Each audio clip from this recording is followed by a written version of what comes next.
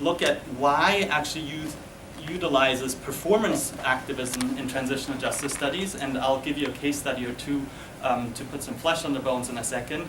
And then what is sort of the impact of some of the consequences of these new TJ practices. The methods I use for this are mixed, but they're all qualitative in nature. I use narrative interviews and snowball sampling in order to allow for generalizability. But I also use in my broader project a term, it's a fancy term, prosopography. I stole that from historians.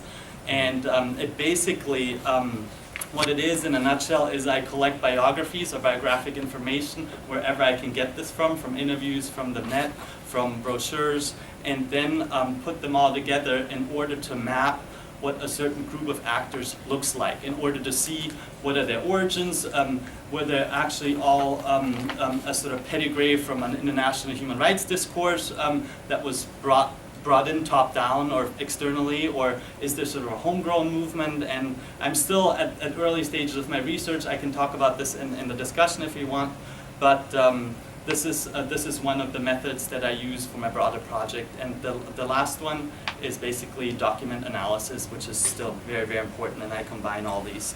But to make a long story short, let's get to the crux of my research. I want to bring up two case studies here.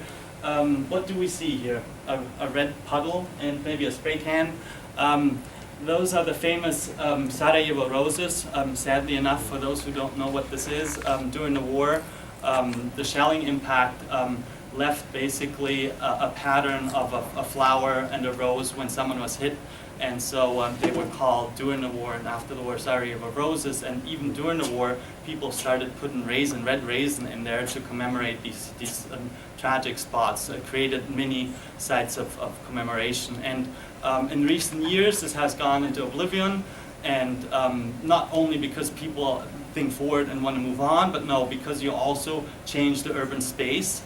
People actually build new sites. There might be a shopping mall, there might be a new residential area, and the few spots that are still left have caught the attention of the Human Rights, or the Youth Initiative for Human Rights in Bosnia, and so in their mini guerrilla action took red spray cans and put basically red marks around them and sprayed the faded raisin with red paint in their spray cans, and provoked highly controversial reactions. Some are very supportive, others said like, you can't do this, and so that was basically sort of a space where they acted upon. And the second example that I want to mention here is in Kosovo, in Pristina, where the Youth Initiative there built a huge wall with over 1,800 names of missing persons still, and not only did they spark a debate within society, but also high politicians from the European Commission and ambassadors came to see the site and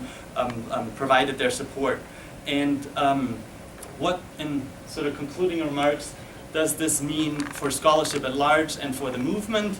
For those who are familiar with Margaret Keck and Catherine Seking's work on the transitional networks and activists, I feel like it's not a working boomerang, it's a broken boomerang, because as Katarina said, so there is sort of the external funding mechanisms, but over time, once there's a conflict, everyone throws money at you. Once they see, oh, we're in a transition, well, funding dries out. There's still sources out there. I don't want to be too skeptical, but the major funding sources are gone. And so even with the RECOM initiative, when they were trying to do a signature campaign, they didn't have money for the signature campaign to like publicize it.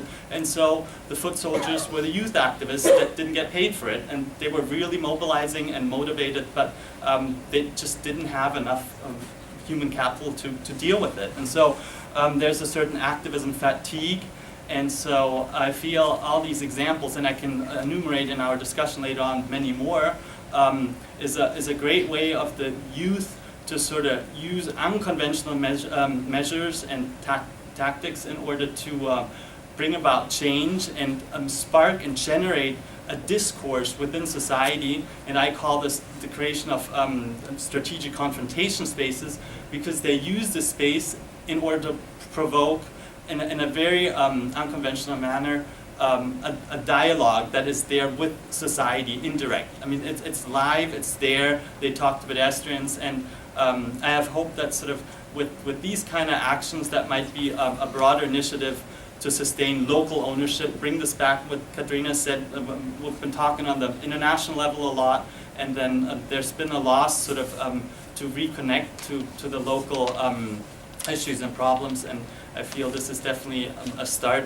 I try to conceptualize this into sort of theoretical or an analytical framework, but it has definitely a great impact on the ground, and I look forward to questions and a discussion after this. Thank you. Thank you. Thank you very much, Avno. As we proceed